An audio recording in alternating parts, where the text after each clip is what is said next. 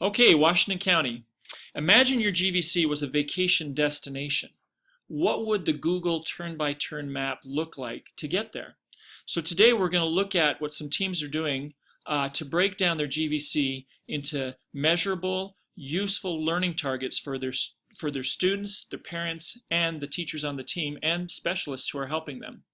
So let's first look at this example from Fossil Ridge Intermediate Science Team. The first thing is you look up at the top, they've got their essential question, which is based on their GVC about structure and composition affected by density. How does density affect the structure and composition of the Earth? How does that affect me?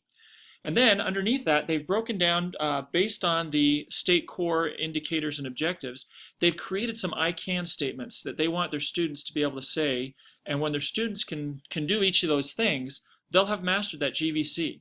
So the students can use these to self-assess, the teachers can use these to check off or sign off on the students, and parents can also know the breakdown that they need to do to get there.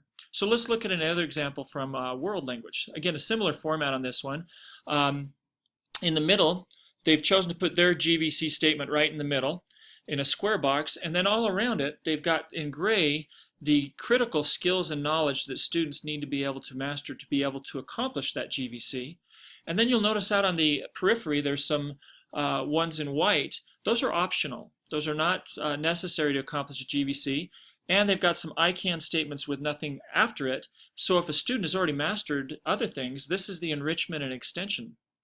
Let's look at an elementary example now.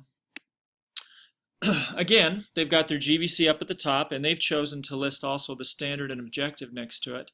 And then next to each of their I can statements, their learning targets, they have two boxes where the student and the teacher can sign off that they've showed it. Maybe also you could use this as the first effort, second effort, things like that, first proof, second proof, etc.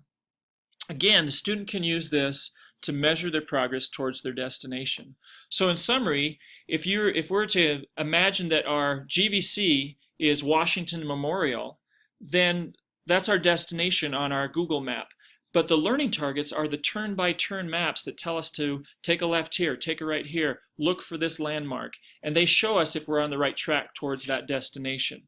So once again, thanks for your hard work clarifying and communicating your guaranteed viable curriculum to your students and parents. And thanks for watching Drive By PL.